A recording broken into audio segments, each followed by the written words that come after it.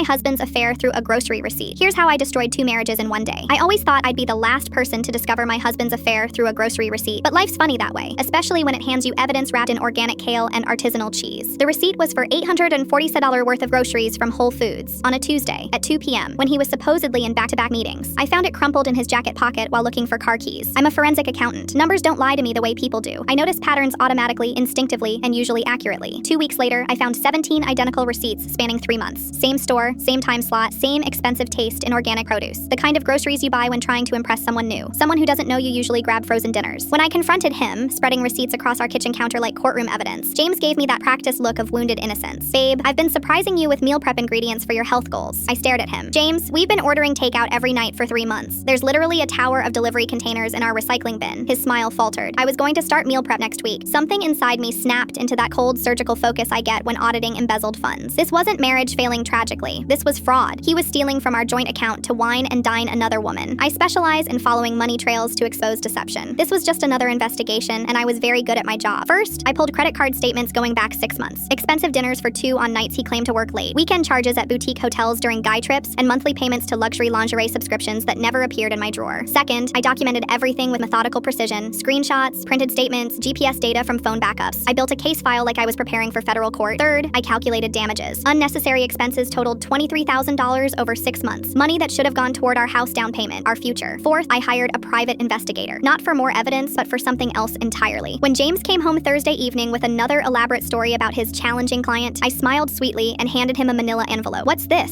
Divorce papers, pre-signed and ready for filing, along with complete forensic audit of our finances and photographic evidence of your affair. His face drained of color. Sarah, let me explain. Also, that private investigator I hired, she's been documenting your girlfriend's husband's affair too. Turns out Rebecca's been cheating with her yoga instructor. Figured you both deserve to know what kind of people you're throwing marriages away for. The envelope contained copies of everything. Photographs of both affairs, detailed financial records, comprehensive reports. I'd sent identical packages to her husband and both their workplaces. You can't do this, he stammered. This is insane. Already did. Oh, and James, I withdrew my half of our savings this morning. That account you've been secretly funding your double life with is getting frozen pending divorce settlement. I watched him try calling Rebecca. It went straight to voicemail, probably because she was having the exact same conversation with her husband. It's been 12 days since I handed him that envelope. James is staying at his brother's place. His girlfriend's marriage imploded spectacularly, and Rebecca's apparently figuring things out at her sister's house. My father called yesterday. Heard about you and James. How are you holding up? Better than expected. Turns out treating betrayal like a case study makes it much easier to resolve. Clean, methodical, final. He laughed. Pride mixed with relief. That's my daughter. Clean, efficient, and absolutely devastating when someone crosses her. Because when someone methodically steals $23,000 from your future while lying to your face for months, they don't deserve tearful explanations or second chances. They deserve the same cold professional treatment I'd give any white-collar criminal.